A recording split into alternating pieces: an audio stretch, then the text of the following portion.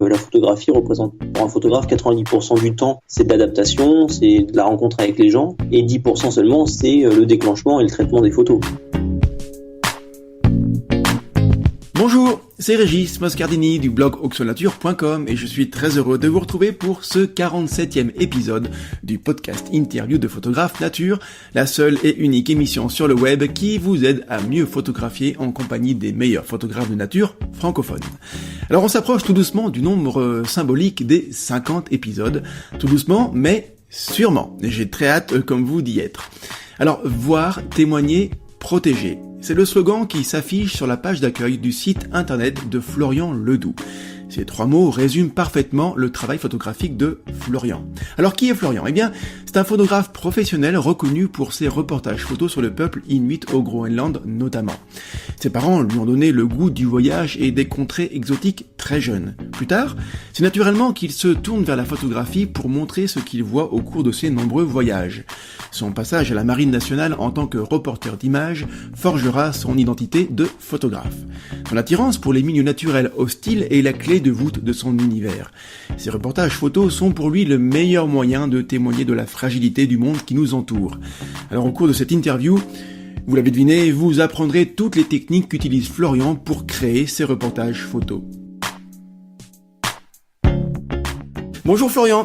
Bonjour Régis. Alors écoute, on va passer un bon moment ensemble dans une région du globe dont alors tout le monde connaît le nom, sans aucun doute là-dessus, mais qui, je pense en vérité, est assez mal connu. Il s'agit du Groenland. Tout le monde, je pense, à peu près situé ce pays sur une carte.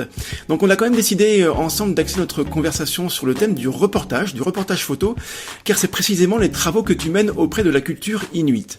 Alors avant ça, c'est comme la tradition sur le blog et pour les interviews, il faudrait que tu te présentes en quelques mots, Florian, si tu veux bien, ton parcours, et puis surtout ce qui t'a amené à devenir photographe des grands espaces du Grand Nord. Oui, alors bonjour, je m'appelle Florian, je suis photographe indépendant et aussi pour la Marine nationale encore pendant 1 an. Et au fur et à mesure de mes différentes expéditions, mais en fait je me suis orienté de plus en plus pour le Grand Nord, pour cette passion des espaces sauvages. Alors peut-être parce que justement le fait qu'il n'y avait rien sur ces pays-là, très peu d'infos, ça m'a attiré. Quand on regarde le Groenland sur une carte du globe, c'est toujours au milieu, mais quand on regarde des études sur les populations, sur les démographies et autres, c'est toujours placé en plein milieu, vierge, quoi. Et je pense que le manque d'informations sur ce pays m'a beaucoup attiré. Et puis, quand je suis passé une première fois en avion au-dessus pour aller aux États-Unis, alors là, j'ai découvert ces montagnes qui sortaient de l'eau, littéralement. Et puis, je me suis dit, avec les latitudes qu'il y a du Nord, il doit y avoir des couleurs fantastiques, des paysages absolument prenant, et il fallait que j'aille là-bas. Et chose faite, puisqu'ensuite j'ai lancé mes expéditions là-bas et j'en ai développé d'autres parce que j'ai été touché par ce pays. Ouais, donc c'est intéressant, c'est-à-dire qu'en fait quand tu voyageais, avant même d'être attiré par ces grands paysages du Nord, c'est ton œil de photographe qui a fait tilt en fait. C'est d'abord évidemment, j'imagine le côté curieux du voyageur qui t'a piqué, et puis juste derrière, tu t'es dit il y a des belles lumières forcément, il y a des beaux paysages, donc tout de suite ton œil de photographe a joué. Oui, vraiment, ça a été un peu ça au départ, et puis après ensuite j'ai orienté mes reportages sur différents thèmes comme on verra, et puis en plus de ça j'ai développé mes compétences de photo pour en arriver à être reporter d'images. Ouais, d'accord. Le fait d'être dans la Marine nationale, ça a développé ton goût pour les voyages, ou c'est le fait que tu es déjà un petit peu avant voyageur. Comment ça quel était le cheminement dans ta tête pour ton goût des grands espaces comme ça, des contrées un petit peu inconnues? Alors j'aimais beaucoup voyager déjà avant d'entrer dans la marine. Et puis avec la marine, j'ai eu assez de temps, on va dire, de vacances pour pouvoir sur mes temps libres vraiment partir à chaque fois. Mais ça a été plus une démarche personnelle qu'avec le travail, de partir explorer un peu tout le nord de l'Europe, puis l'Amérique, le Canada.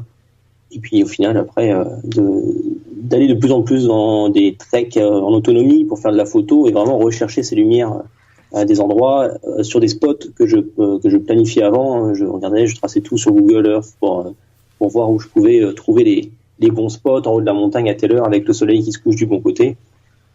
Et donc la marine a contribué plus ensuite au développement de mes compétences photo, puisque je me suis orienté ensuite en tant que photographe dans la marine, Et là, j'ai développé la compétence de reporter où j'ai appris à raconter une histoire avec les photos. Bon, ça tombe bien parce qu'on va en parler longuement après dans l'interview, justement, comment on va essayer d'apprendre aux auditeurs à développer cette compétence-là, à savoir raconter une histoire à travers plusieurs photos, à travers un cheminement de photos. Avant d'en arriver là, voilà, une question aussi un peu plus terre à terre et très pratique. Quels sont tes équipements photos, réflexes, objectifs ? Alors personnellement, moi je suis sur du Nikon avec un boîtier, un réflexe, un plein format.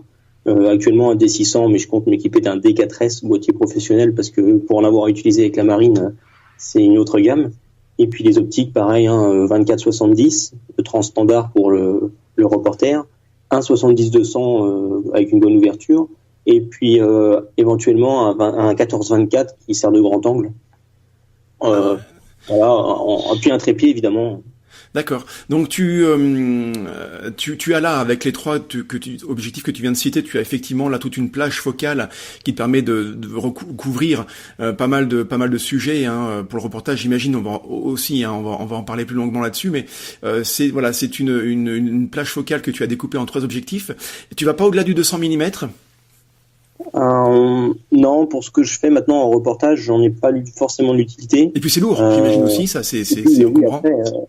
Oui, déjà tout ça c'est encombrant, c'est lourd, et en plus si on rajoute des 200 ou 200-400, des 500 mm ou 600, là, on passe sur un autre type d'expédition avec une logistique encore plus grosse. On peut pas être en autonomie comme j'ai pu le faire. On peut l'être, mais on dépend de moyens quand même pour atteindre des endroits, des points, ou alors en hiver avec des skis et une poulka là c'est facile, mais en été c'est un peu plus contraignant. Et puis pour ce que je faisais comme photo l'hiver dernier par exemple au Groenland, j'avais pas besoin de plus. Mais par contre j'ai des outils que j'ai pas mentionné que j'utilise. J'ai un drone aussi maintenant. Ah excellent. Écoute, c'est pas vraiment prévu dans l'interview, mais je serais curieux d'en savoir un petit peu plus, notamment sur alors pas l'utilisation d'un drone et le pilotage, ça m'intéresse pas plus que ça. En tout cas, c'est pas l'objet du blog. Mais par contre, oui, sur le côté comment intégrer des photos de drone dans un reportage, ça peut être intéressant pour effectivement parler, ouais. En fait, déjà le drone là maintenant, on arrive sur des choses qui tiennent dans l'équivalent d'un sac photo. C'est un sac coquet dur avec le moule du drone. Et puis ensuite, on contrôle ça d'une tablette et là, ça nous donne des points de vue assez incroyables. Et on n'est pas encore sur des définitions de capteurs de photos quand on a un drone où tout est intégré. Mais pour faire déjà des tirages 40-60, ça suffit largement. Et ça permet d'avoir des points de vue assez uniques qu'on peut pas avoir en photo. Ou alors il faudrait des moyens, des hélicoptères, des moyens plus coûteux. C'est parce qu'en fait, le problème de ces drones-là, c'est que c'est le poids transporté, c'est la batterie, le poids transporté. J'imagine que transporter avec un drone un réflexe, c'est très lourd, quoi. Donc c'est très coûteux en énergie et c'est des moyens, des moyens qui sont pas les mêmes qu'un petit drone avec la caméra embarquée. Mais ouais, j'imagine que le point de vue, et on parle souvent de point de vue, d'ailleurs en photo, se baisser pour avoir un point de vue différent par rapport à la hauteur humaine.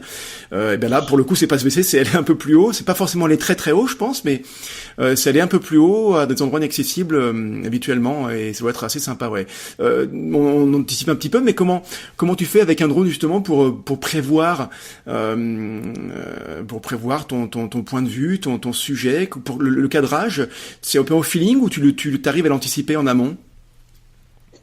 L'anticiper c'est pas forcément évident. Il y a des spots où je sais par exemple quand les fonds sont plus clairs avec les montagnes autour, que le spot va être bien. Ensuite, une fois en l'air, après, faut se balader un peu, faut voir ce que ça rend au retour caméra, et puis faut un peu improviser, mais faut quand même, par rapport à un sujet, si on veut tourner autour d'une église, par exemple, déjà avoir un peu ses plans de prévus.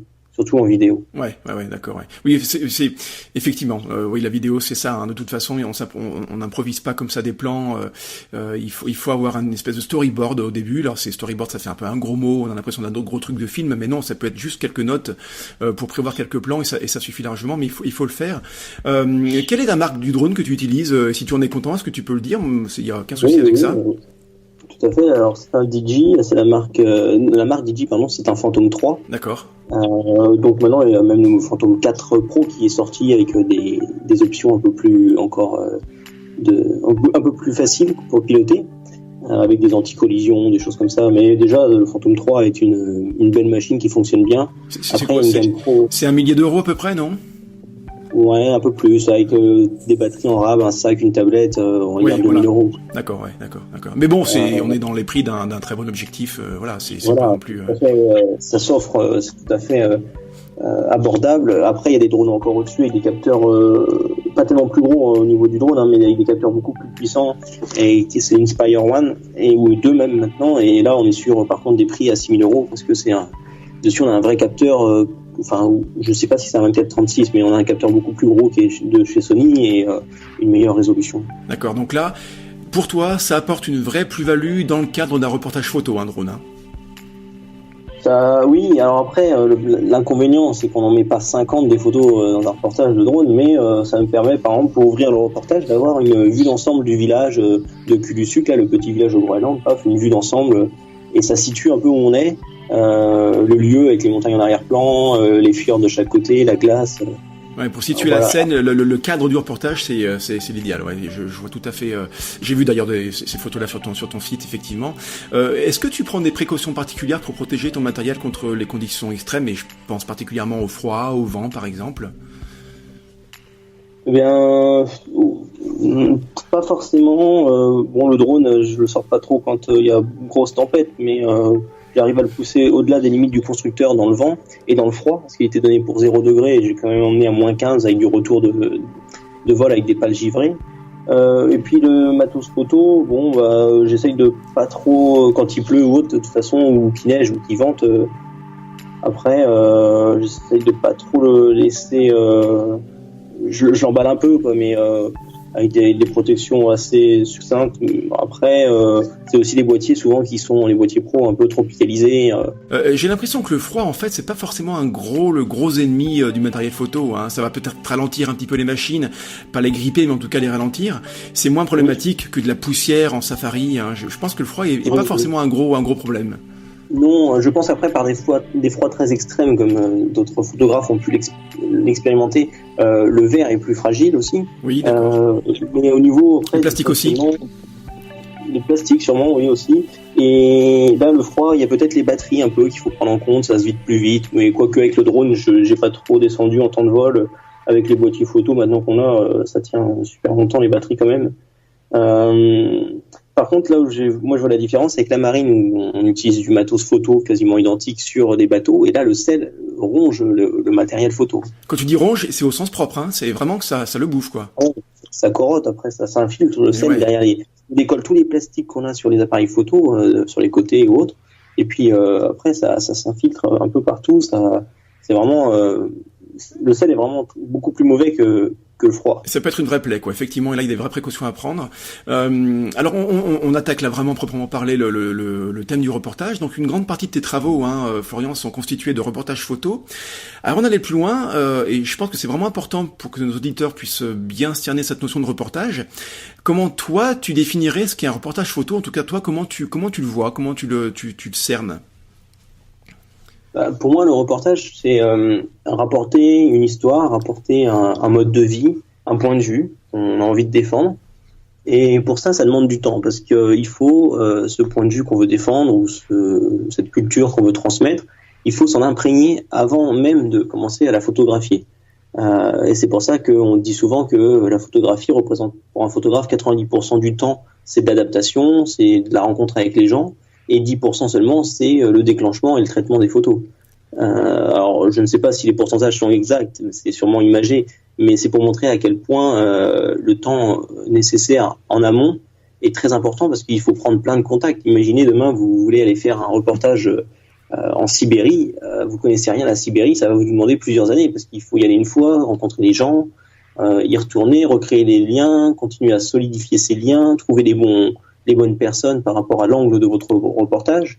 Donc voilà, ça demande un certain temps, mais c'est ça moi que j'aime bien aussi, c'est dans le reportage m'intégrer dans la vie de ces gens-là que j'ai envie de de transmettre et de montrer aux gens. Alors, sans tomber dans la caricature, mais on peut penser que si on prend deux photographes lambda à un niveau de compétence égal, et il y en a un qui va passer des vacances, c'est vraiment pour schématiser, mais qui va passer ses vacances dans un club type Club Med, tu vois, assez fermé, et avec pas assez peu d'interaction avec les habitants locaux. Il y a un autre photographe qui lui sera vraiment en mode un peu roots, qui va se mélanger à la vie locale. On peut penser qu'a priori les photos de ce deuxième photographe seront plus authentiques, il y aura plus de force dans ces images. Ah oui, c'est sûr. Hein. Ouais. Et donc pas la peine de. Alors c'est vrai que j'imagine que ceux qui nous écoutent doivent se dire oui, mais moi quand je pars en vacances, je pars dans une région du monde pendant quelques jours, une dizaine de jours tout au plus, mais après j'y retourne pas quoi. Donc là, en gros, comment faire pour très très vite être capable de. Alors je sais pas si tu pourras répondre à cette question, mais comment faire pour que ceux qui ont pas la chance de retourner plusieurs fois dans les mêmes endroits au bout du monde, comment faire pour quand même s'imprégner assez rapidement de l'ambiance quoi. Qu'est-ce qu'il y a des petits trucs, des petites astuces que tu peux donner? Il y a sûrement oui, c'est pas évident, mais il y a sûrement des astuces, bien qu'on n'arrivera pas au même résultat. On peut, de toute façon, en privilégiant des contacts avec les locaux, accélérer un peu ces choses-là, se rapprocher du reportage. Mais est-ce que aller dormir chez l'habitant, par exemple, ça peut être une solution? Ça peut être se faire héberger, ça peut être ça? C'est une solution dans le sens où on va être un peu plus chez les gens, on va être mélangé à leur culture, aller le soir au bar avec les locaux, discuter avec les gens. Mais même si on est chez les gens, si on dort chez l'habitant une semaine, 2 semaines, c'est pas évident sur une semaine, au bout d'une semaine, de sortir son appareil qui peut être en plus gros de nos jours, il y a ça aussi, et de faire des photos des photos un peu intimes comme ces photos d'Inuits que j'ai qui sont chez eux en train de dormir ou qui sont en train de manger une pâte de phoque à table, des photos d'intérieur, de gens ou d'un chaman que j'ai fait l'année dernière qui nous a invités chez lui, qui nous a joué des morceaux de musique où il racontait sa vie en Inuit et il nous jouait des morceaux de guitare. Et puis il s'est mis à pleurer et là après il nous a tendu cette main en nous parlant, c'en était plusieurs et cette photo a un sens et une émotion parce que j'ai passé du temps et qu'avec ce temps-là il m'a invité chez lui, on a pu rentrer plus dans des choses intimes. Ouais. Donc même sur, il y a pas vraiment, je pense, de solution miracle pour raccourcir ce temps. Ouais, je comprends ce que tu veux dire. Après peut-être que si je pouvais passer un peu moins de temps parfois, parce que là, au final, mes collections d'expositions que je montre actuellement, où il y a une vingtaine de photos, pour montrer ça, il m'a fallu 3 expéditions d'1 mois à chaque fois. Donc, et sur 3 ans. C'est important que tu le dises pour que les gens puissent se rendre compte du rapport qui existe entre le temps passé et puis finalement la production finale. Ce que tu dis là pour le reportage, on va dire, de culture, le reportage humain, c'est très valable pour la photographie animalière aussi. Je fais un petit peu le pont entre les deux, mais j'ai écouté Vincent Munier dernièrement dans ce reportage, en tout cas ce film documentaire antarctique de Luc Jacquet qui va sortir au cinéma très bientôt, là, au mois de février. Il dit, Vincent Munier, moi je photographie avec les émotions et pour arriver à ça, il faut que je passe du temps sur place et j'imagine que quand il est sur place dans un endroit, il se met pas tout de suite à déclencher en rafale. Il y a déjà un temps d'adaptation et puis d'imprégnation du lieu et ça c'est super important.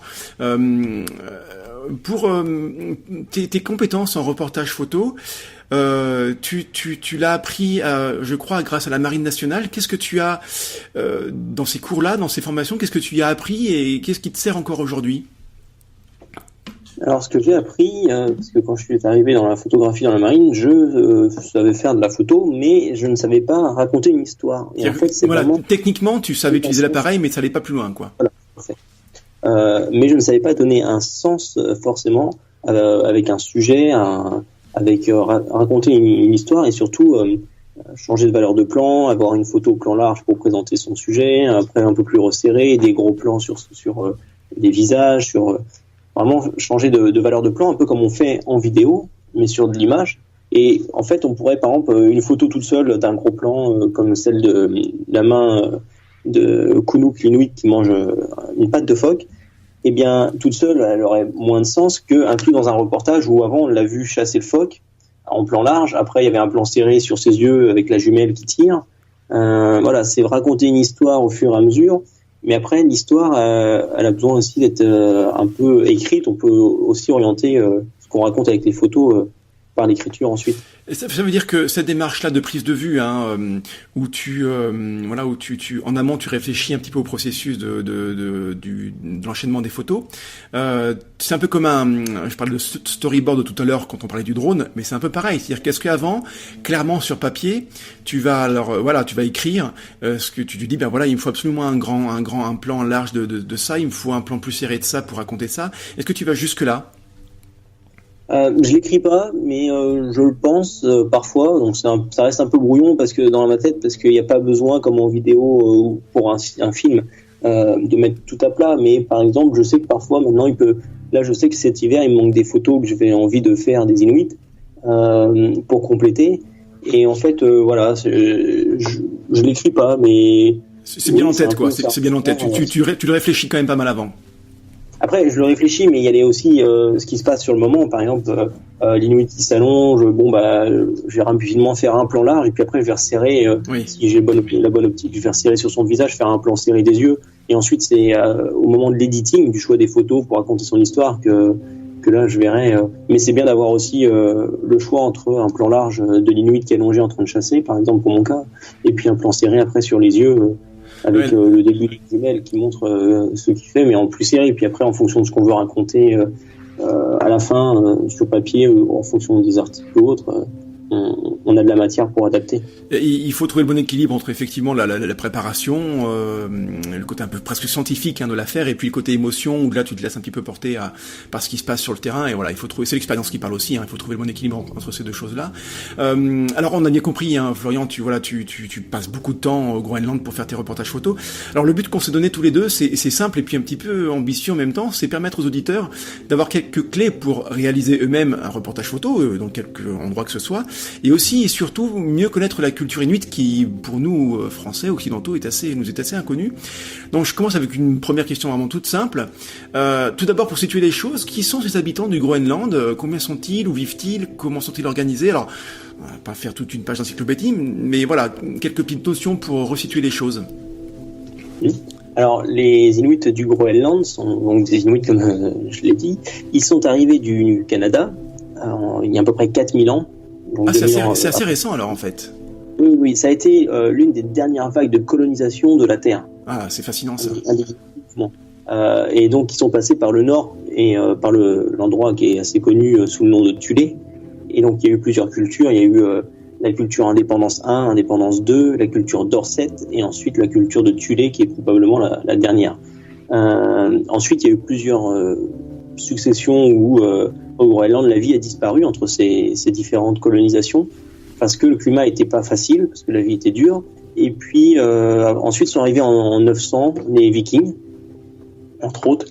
Et puis maintenant, ils sont à peu près, les Vikings, les Inuits maintenant au Groenland sont à peu près 56 000, dont 53 000 sur la côte ouest, qui est un peu plus clémente à vivre parce que il fait plus doux, et 3 000 Inuits sur la côte est, là où le climat est quand même beaucoup plus rude. Et du coup, ils sont regroupés dans des petits villages. La vie au Groenland, c'est vraiment local. C'est plein de petits villages sur des îlots. Aucun de ces villages n'est raccordé par les routes. Il n'y a pas de réseau routier. Tout se fait sur la glace. Ils sont assez isolés, en fait, les villages les uns des autres. Oui, les villages sont complètement isolés, surtout sur la côte est encore plus, parce qu'il y a des courants arctiques qui descendent qui charrient de la glace. Et donc on a vraiment un climat polaire assez dur, et surtout ils sont isolés du ravitaillement en bateau pendant 9 à 10 mois de l'année, en fonction des années, ce qui en rend encore plus la vie hostile, difficile et dépendante peut-être de la chasse. Bien sûr, ouais. C'est vrai que ce côté l'humain qui a été capable de coloniser et d'être en expansion sur plusieurs dizaines de milliers d'années, je trouve ça assez fascinant. Et que tu m'apprennes là que c'est le Groenland qui a été en dernier a priori colonisé, je trouve ça assez fascinant. Donc oui, les Inuits on l'a bien compris, sont assez peu, ils sont isolés dans leur petit village. Toi, en tant que photographe, comment t'es venu l'idée de traiter le peuple des Inuits sous l'angle de leur culture? Parce que tu aurais très bien pu avoir d'autres approches par rapport à eux. Tu aurais pu travailler sur les Inuits et la nature ou la chasse, que sais-je encore. C'est pourquoi la culture précisément pour eux?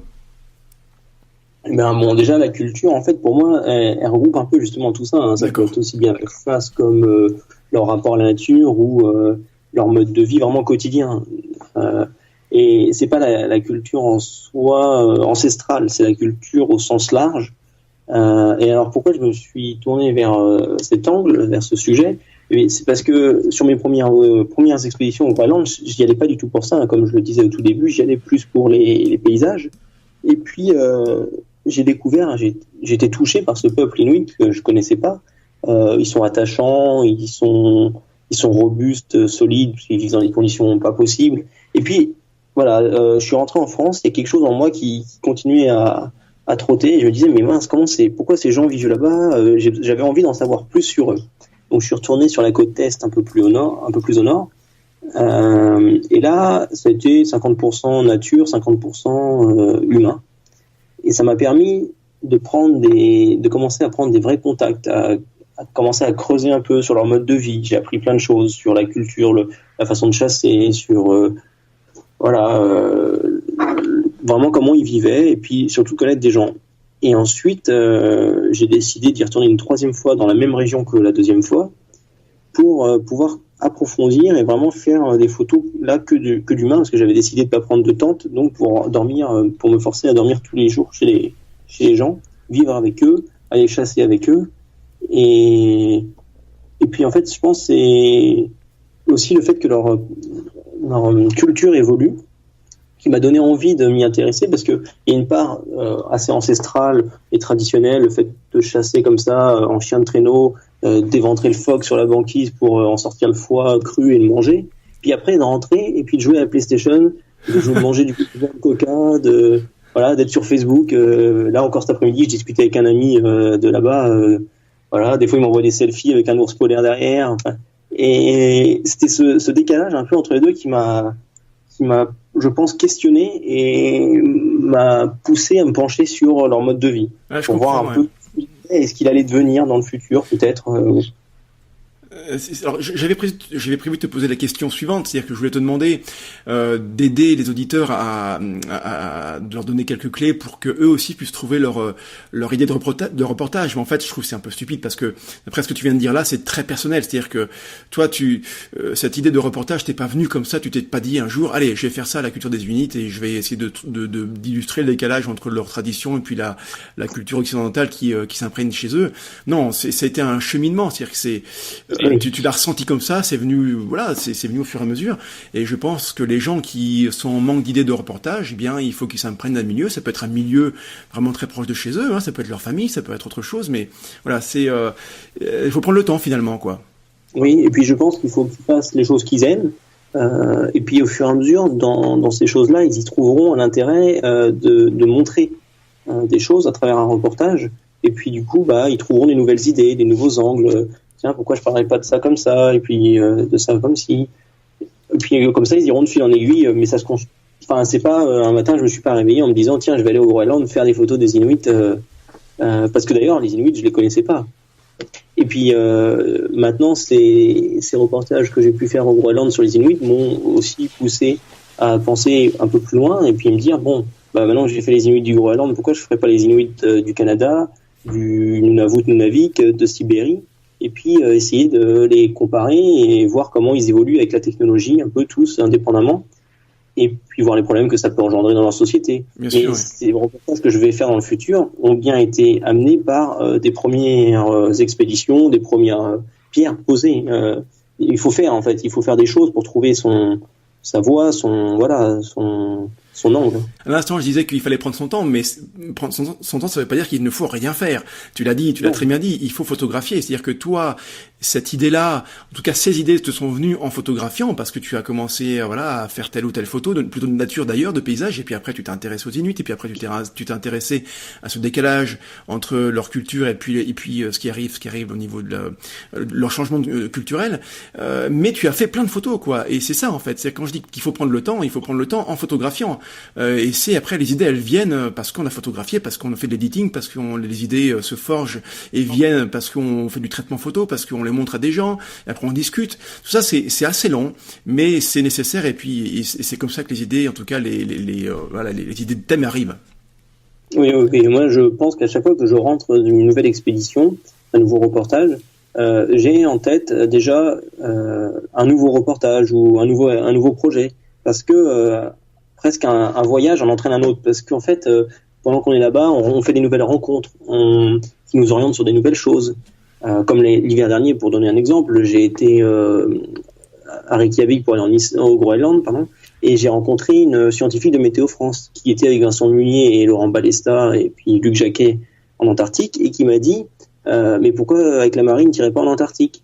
Et alors là, elle m'a mis sur une piste où il y avait un nouveau bateau en construction, en effet, mais je ne savais pas à l'époque, en construction avec la marine et les TAF pour faire des missions pour coopérer ensemble en Antarctique. Et donc du coup, étant dans la marine, j'ai monté un dossier pour essayer de faire un reportage sur ça, mais c'est bien le fait que je sois allé au Groenland qui a orienté ou même juste donné la naissance à cette idée. Plus on a de portes qui vont s'ouvrir ou de nouvelles idées qui vont arriver via les connaissances qu'on va se faire, via notre expérience qu'on va avoir d'une culture ou de quelque chose qu'on a envie de photographier, puis nos désirs changent et évoluent aussi avec ces expériences qu'on a et font qu'on s'oriente ainsi. Et évidemment, alors là c'est vrai qu'on est loin de tout ce qui est réglage technique, on parle pas d'ouverture ni de focale ni de je sais pas quoi, mais finalement c'est important tout ce qu'on est en train de dire, parce que c'est ce qui permet de se forger une vraie culture photo et de peut-être in fine d'avoir son propre style, quoi. Souvent on entend ça, comment faire pour avoir son propre style photo? Tout ce qu'on vient de dire, ça en fait partie et c'est très important. Je voudrais qu'on parle un petit peu, justement, tiens, on va aller un peu plus dans le concret maintenant qu'on a une idée, que le photographe a une idée de reportage, il sait ce qu'il va faire. Concrètement maintenant, quels sont les quelques trucs qu'il faut mettre en place pour transposer en photographie le thème du reportage? Alors on a un petit peu parlé, faut prévoir en amont, mais concrètement comment s'y prendre? Comment toi tu t'y prends? Ensuite, une fois que je suis là-bas ou sur place ou avant que j'ai eu des contacts, je sais un peu les choses que je veux faire, là où je veux aller, par exemple partir chasser avec les Inuits, parce que j'avais besoin de montrer ces photos-là. Après, sur le terrain, c'est beaucoup, je dirais au feeling, en fonction des rencontres qu'on va faire. Tel jour, on peut aller là. Là, je me retrouve à dormir chez un tel, c'était pas prévu. Et puis demain, il va te tuer un ours parce qu'il y a un ours qui est dans le coin. Après, je me retrouve chez un tel, il fait une soirée, il y a des jeunes qui sont là, ils font la fête. Alors là, on voit un peu la modernité. Je pense pas que je planifie vraiment tout ce que je vais faire. Surtout qu'au Groenland, c'est encore plus dur. Parce que seul le temps et la glace sont maîtres, comme disent les Inuits, et donc du coup vraiment tout change du jour au lendemain. Il suffit que la glace soit pas bonne, pas de chien de traîneau, donc il faut que je rebondisse, je vais faire autre chose, je vais pas rester une journée à rien faire. La vraie difficulté, j'ai l'impression, pour le reportage photo, c'est de s'adapter en fait à l'environnement qui change, mais pas l'environnement forcément la météo, mais c'est les opportunités, quoi. Non, mais par contre, dans des lieux comme au Groenland, la météo et la glace influencent vachement ce qui se passe, la vie là-bas. Et donc, du coup, de là, ça change notre programme. Après, oui, il faut rester flexible, il faut pouvoir prendre toutes les opportunités qu'on peut avoir, ne pas se dire, aujourd'hui, je vais plus faire ça, je suis déçu. En fait, ça va entraîner d'autres choses qu'on n'aurait pas faites si on avait pas eu ce problème-là avant. Par exemple, j'ai l'exemple de 2015, on est arrivé le 19 juin, on devait partir le lendemain matin en bateau pour aller au fond d'un fjord, partir marcher. Et là, on était bloqué parce que la glace qui était cassée, la banquise cassée, mais qui était là comme de la soupe qui traînait dans les fjords, empêchait la navigation. Du coup, on est resté bloqué 3 jours au village. Mais on s'est retrouvé à faire la fête nationale avec les Inuits, à manger du phoque avec eux, à chanter avec eux, à jouer avec eux, à aller danser le soir avec eux. Et là, j'ai pu faire des vidéos, des photos qui n'étaient pas prévues. Et sur le moment, avant même de savoir qu'il y aurait cette fête nationale, quand je savais qu'on pouvait pas aller là où on avait prévu, j'étais un peu déçu. Mais au final, ça m'a permis vraiment de faire d'autres choses derrière. Donc il faut pas se dire que on perd du temps si le programme se déroule pas comme prévu. Je pense qu'il faut vraiment être flexible, rebondir et puis s'adapter et être capable de prendre toutes les occasions pour faire ce qu'on peut faire. Et puis des fois on peut pas, c'est comme ça quoi. Oui, bien sûr. Et malgré tout, est-ce que il y a une espèce de règle à ne pas, à respecter pour rentrer vraiment dans les standards du reportage? J'imagine, tout à l'heure tu le disais, est-ce que là, par exemple, pour la situation dont tu parlais tout à l'heure là sur la fête nationale, est-ce que il faut un petit équilibre entre des photos de grand angle pour situer un petit peu les scènes, il faut des photos, des gros plans sur des choses très précises comme des poignées de main ou des des échanges comme ça? Est-ce que en tête tu as un petit peu un équilibre comme ça de photos, tu te dis tiens, je fais 50-50 ou comment tu t'organises pour ça? Je sais qu'il me faut un peu de tout ça. Ensuite, je fais en fonction de ce que je vois. C'est-à-dire que, par exemple, si je vois un peu le jour de la fête nationale, des détails sur les visages des gens avec des belles dorures, des belles coiffes, je sais pas, des vêtements traditionnels, je vais peut-être faire des gros plans sur ça. Par exemple, il y avait ce chaman qui chantait avec un bout de bois dans la bouche, à l'horizontale, bien sûr, donc ça lui faisait des grosses joues et un maquillage assez noir sur le visage. Et donc là, j'ai fait un gros plan assez serré sur ses yeux, sa bouche, puis après un plan plus large où on le voit jouer au tambour.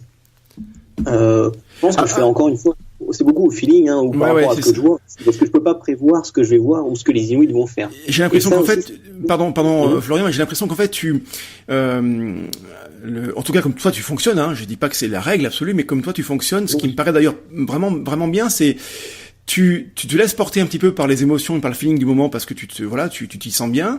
Tu prends tes photos, grand angle, portrait serré, des choses comme ça. Et je pense que c'est après une fois dans l'editing, dans le choix des photos, que là vraiment tu fais le travail de reportage s'effectue réellement avec des choix presque éditoriaux très très très prononcés. Oui, je pense que sur le terrain, après on sait qu'il faut qu'on fasse des plans larges, des plans moyens, des plans serrés. Voilà, faut varier. Après, sur le terrain, je pense que je me laisse vraiment porter par ce que je ressens, par ce que je vis aussi. Et puis après, ça parle un peu tout seul. Enfin, les photos sont plus naturelles, je pense, comme ça qu'en en les préparant. Ouais. Puis on peut pas vraiment les prévoir, on sait pas. Il faudrait pas tomber dans le piège de trop prévoir et de laisser de côté l'émotion, d'être trop scientifique et de perdre en émotion et puis en authenticité finalement. C'est pas ça le but, ouais.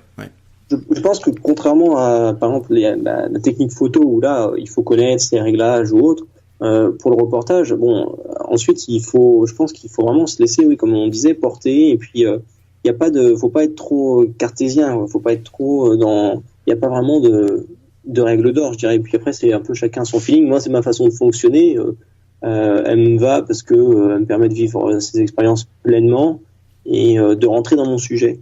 Ouais. Et puis surtout de vivre des expériences avec ces gens-là, de les rencontrer, de m'intégrer avec eux.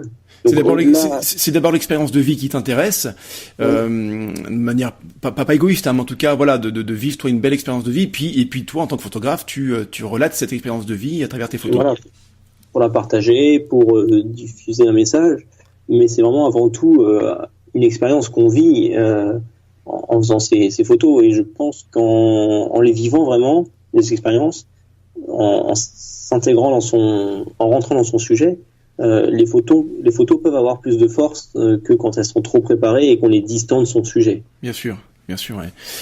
J'ai vu sur ton site internet, tiens, tu peux le rappeler l'adresse s'il te plaît, Florian? Oui, c'est www.florian-ledoux.com. Voilà, facile. Ledoux avec un X. Oui. Ouais. Est-ce que donc sur ton site, on peut voir tes très belles photos. J'invite les auditeurs à s'y rendre là tout de suite parce que c'est vraiment très très chouette. Il y a des très jolies choses. Mais aussi dans tes reportages, tu mets du texte.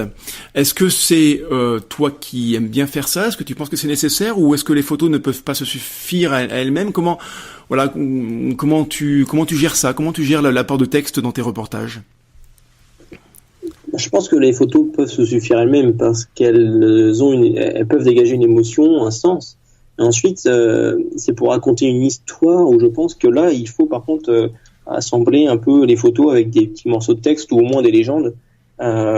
C'est pas nécessaire, je pense, de mettre du texte. L'hiver dernier, j'ai eu cette envie d'écrire qui m'a pris quand j'étais là-bas, et puis de creuser un peu sur ces changements de culture où j'ai fait un article sur ça. Après, bon, pour une publication dans un magazine ou autre, on est quand même plus sur un reportage photo avec du texte, enfin un texte avec des photos. Souvent, c'est une autre personne qui fait les parties texte. Donc le photographe généralement fait sa partie photo par rapport à un angle, par rapport à un sujet donné. Tu veux dire que l'apport du texte, ou pas d'ailleurs, dépend finalement un petit peu de la finalité du reportage. Si c'est pour un magazine, effectivement, il faudra forcément du texte. Si c'est pour une exposition, c'est pas forcément nécessaire. Et puis par exemple, si je prends l'exemple d'une photo que j'ai faite l'hiver dernier sur la banquise, c'est Agnani qui est en train de remonter ses filets de pêche, donc penché dans un trou de glace, avec en arrière-plan les chiens et les montagnes, avec la banquise à l'infini. Eh bien, cette photo, moi, je l'ai utilisée pour raconter le changement de culture des Inuits dans mes articles, ou la chasse, ou la pêche. Mais par exemple, National Geographic l'a sélectionné pour la COP22 pour relater le mode de vie des Inuits qui est en danger par rapport au changement climatique. D'accord. Donc là, on est dans un autre thème. Et c'est pour ça que le texte apporte quand même des axes différents. Une photo peut être utilisée dans différents axes. C'est vrai, c'est vrai. En fonction du reportage ou autre. Et en fonction du reportage, et aussi en fonction dans une exposition, tu n'es pas maître de comment les personnes, les spectateurs vont s'approprier les photos. Toi, tu l'as prise et tu te dis ça illustre ça. Peut-être que les personnes qui vont les voir, ils vont y voir autre chose. Donc ça, tu le maîtrises pas non plus, quoi. Oui. Surtout sur des photos qui sont un peu plus abstraites ou un peu plus nature. Ou comme j'ai l'exemple d'une photo, c'était un iceberg pris du ciel. Avec du coup un bleu turquoise en dessous et le blanc au milieu. Et une dame sur une expo m'a dit « Ah bon, mais c'est un iceberg vu du ciel, je croyais que c'était... Elle m'a dit quoi ? Un trou avec de la menthe autour. Enfin, à ce point-là. Ah oui, le truc, la macro par rapport à un paysage grandiose, quoi. Parce que l'expérience de chacun fait que il voit les photos différemment, les choses qui lui sautent à l'œil ne sont pas les mêmes en fonction de son vécu. Exactement, ouais, non, c'est pour ça que les textes, faut utiliser le texte vraiment de manière très réfléchie, hein, c'est pas anodin. Même ne serait-ce qu'un titre, de photo, quand dans les expositions, si on met les titres sur les photos, forcément on influence, on oriente la perception de la personne. C'est-à-dire que toi, d'emblée, t'aurais appelé ta photo de l'iceberg, tu l'aurais appelé, justement iceberg ou de je sais pas quoi, la personne, elle voyait plus sa macro de menthe, hein, c'était fini. Ouais, donc ça, faut vraiment y réfléchir à ça, c'est pas anodin. Je reviens sur la culture inuite parce que ça m'intéresse, parce que justement, je n'y connais pas grand chose. Est-ce que cette culture-là, d'après toi, est menacée par, je sais pas, les apports occidentaux? Et si oui, est-ce qu'elle l'est? Et si oui, enfin, comment tu vois les choses pour ça? Comment comment tu le vis? Je dirais qu'elle évolue. En danger, j'irais pas jusqu'à dire ça, puisqu'en final, c'est leur culture, c'est eux qui la font évoluer en fonction de leurs envies. Puis les Inuits sont un peuple qui se sont toujours adaptés pour survivre, et donc pour eux, je pense que ça fait partie ils n'ont pas l'impression de laisser quelque chose pour une autre chose. Ils n'ont pas l'impression de regretter la technologie. Bien qu'elle ne fasse pas que des choses bien, puisque maintenant le mode de vie un peu occidentaux qu'ils ont, c'est plus sédentaire. Occidental, pardon. Oui. C'est plus sédentaire. Oui, c'est plus sédentaire et surtout ils ont des objets comme on a téléphone, Facebook, des télé-écrans plats que même moi je n'ai pas puisque je n'ai pas de télé. Eh bien, il faut qu'ils se les payent et c'est un pays où il n'y a pas eu forcément d'économie jusqu'à présent, parce qu'il n'y a pas de réel travail. Donc du coup, sur les parties, sur les zones comme là, la côte est, où ils sont vraiment, vraiment très isolés, il y a une pauvreté qui s'est installée. Sur la côte ouest, il y a un peu plus de grandes boîtes, de choses qui évoluent, ça bouge un peu plus dans le sens presque à l'européenne, mais il y a encore une économie infondée qu'ils essayent peut-être de faire percer à travers les ressources minières qu'ils possèdent. parce que le Groenland tend à sa dépendance complète. Ils sont indépendants au niveau, comment on appelle ça, au niveau parlementaire depuis 2009.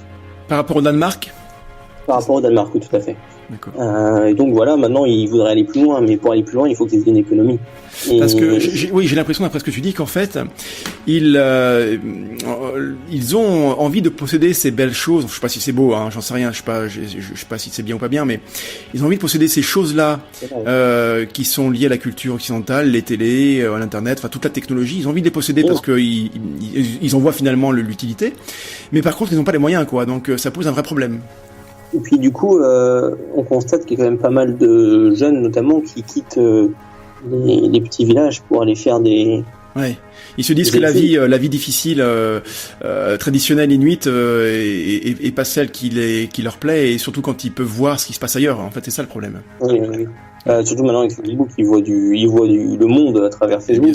Bien sûr. Des fois, il y a beaucoup de suicides même, ou de gens tristes parce que ils vivent à travers leurs écrans, mais ils sont presque prisonniers à certains endroits. Ah ouais, c'est bien que maintenant j'ai la chance d'aller au Danemark faire des études ou autre.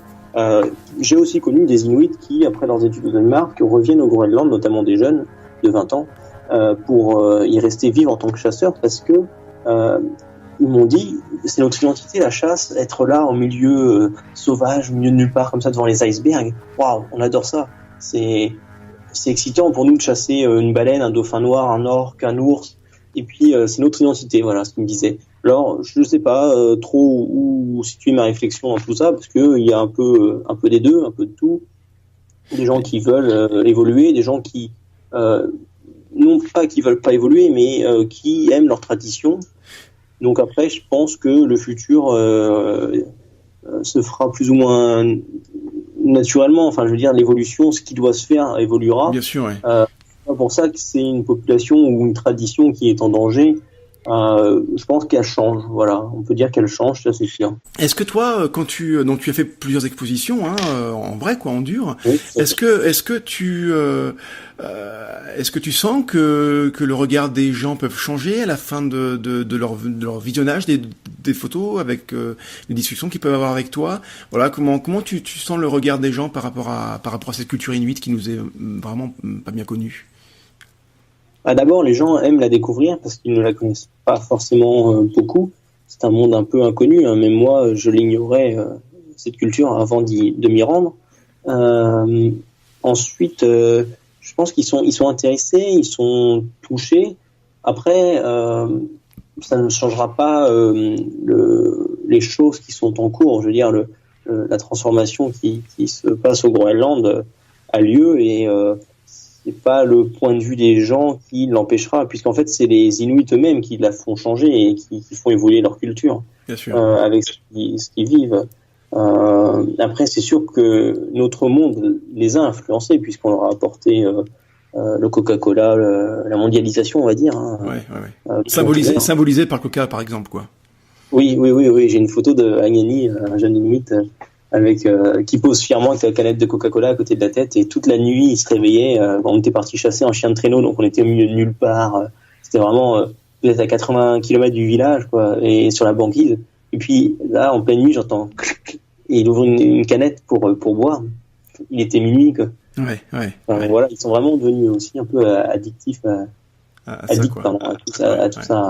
la mondialisation, on va dire, en gros. Une autre petite question comme ça. Est-ce que c'est facile d'y aller en séjour, en tant que touriste? Ça coûte cher, c'est assez accessible. Comment, si quelqu'un est intéressé pour y aller, comment on fait? Il y a des agences de voyage qui peuvent s'occuper de ça. Tu peux emmener des touristes avec toi? Là, je repars donc le 14 février, dans une semaine à peu près. J'emmène un premier couple, ensuite je vais en Norvège, et puis je retourne au Groenland avec un deuxième couple, on sera 8. Donc ensuite je passe par mes connaissances inuites sur place pour faire chien de traîneau, dormir dans des cabanes à droite à gauche au bord des fjords. Pour l'instant c'est des petits packs découvertes, donc c'est assez facile d'accès, il n'y a pas besoin de compétences particulières de nature ou de Grand Nord. Être juste bien équipé. Après, le Groenland, c'est un milieu assez cher. On peut aussi y aller par soi-même, mais il faut aimer le goût de l'aventure, puisqu'il y a très peu d'infos sur Internet. ou alors sur internet on peut acheter des packs justement tout faits, comme sur le site de Visit Greenland. Mais voilà, c'est pas comme si on allait, je sais pas, en Italie ou en Écosse même, où on peut tout prévoir à l'avance. D'accord. Il faut quand même, ou alors aimer vraiment le goût de l'aventure et puis même presque le goût du rift et puis y aller et puis voir ce qui se passe. Ça fait partie aussi de certains états d'esprit de personnes. Ou alors se faire appel à tes services de connaissances locales, de guide finalement. Comment on fait sur ton site? On peut trouver toutes les informations pour accéder à ces services-là? Non, pas encore, parce que c'est assez nouveau. Je lance là cet hiver. D'accord. Mais je vais créer la page sur le site. Sinon, on peut me contacter à mon adresse mail. Autrement, il y a aussi une grosse nouveauté que je lance cet été. C'est un phototour en voilier sur la côte ouest du Groenland, dans une baie qui est magnifique, classée au patrimoine mondial de l'UNESCO. Enfin, le glacier est classé au patrimoine mondial de l'UNESCO parce que c'est un des plus gros producteurs de glace presque sur Terre, enfin du moins de l'hémisphère nord. Là, donc, on fait 8 jours en bateau sur un voilier. C'est un vieux gréement en bois, un 2-mâts, qui fait 30 mètres à peu près. Et là, on navigue au milieu des icebergs, on s'arrête dans les petits villages, on va voir les langues de glace. Là, ça va être fantastique. Et il y a beaucoup de baleines aussi. Donc, alors, un voyage qui doit être fabuleux niveau humain forcément, et puis au niveau photo, quoi. Et tu dispenses aussi des conseils de photos au fur et à mesure? Voilà, tout à fait. Et puis même la possibilité de tester le drone, puisque c'est assez facile au final. Une fois qu'il est en l'air, les gens peuvent essayer de le piloter, voir comment ça fait. Et puis oui, à chaque occasion qu'il y a de faire des photos, je leur donne des conseils. Et puis notamment souvent pour les aurores boréales, les gens sont assez preneurs de conseils. Et puis ensuite, voilà, j'essaie de l'orienter avec l'équipage du bateau sur les meilleurs spots qu'on peut aller chercher en fonction de la météo, en fonction de ce qu'il y a à voir, quoi. S'il y a des baleines par là, voilà, on s'adapte un peu pour aller chercher vraiment des spots. C'est vraiment une expédition dédiée à la photo, quoi. Donc pour trouver les beaux points pour photographier, que ce soit les paysages, les icebergs. Et alors en plus, le Groenland c'est déjà très beau, mais vu de la mer, et puis c'est encore plus beau. Et puis ça donne un moyen de transport, surtout dans un pays où il n'y a pas de route. Et au final, Groenland, sinon c'est pas évident parce qu'il faut faire soit des longs treks à pied dans les fjords, mais c'est long et pas facile parce qu'il n'y a pas de chemin. Il faut se faire déposer par des Inuits avec des petites coques de bois. Enfin, voilà, là ça permet d'avoir une base qui bouge, quoi, qui n'est pas fixe. Et puis original en plus, surtout dans un mode de transport comme ça, en bois, ça va être un truc formidable. Donc ça, ce sera disponible cet été. Toutes les informations, on les trouve ou sur ton site, ou sinon, le plus simple, c'est de t'envoyer un mail et puis toi tu réponds et tu donnes toutes les informations possibles. Voilà, et t'envoies la brochure avec plus de détails pour l'instant. Et puis le site sera purement équipé d'une page d'expédition d'ici la rentrée scolaire prochaine pour pouvoir prévoir une belle saison 2018 avec des nouveaux tours et puis pouvoir faire découvrir aux gens ce fabuleux pays qui m'a moi tant touché avec des gens fabuleux. Eh ben tu en fais en tout cas un bel ambassadeur. Je trouve ça formidable. Tes projets photos, c'est génial. On en a beaucoup parlé. Et puis tous tes projets là de finalement de développement de ton activité de photographe en tant que guide aussi. Et c'est franchement félicitations. C'est franchement super. Voilà, je te remercie beaucoup Florian pour ce long moment qu'on a passé ensemble et tous les conseils que tu as bien volontiers dispensés aux auditeurs qui j'espère que ça leur sera beaucoup utile. Merci beaucoup Florian. Merci Régis, au revoir.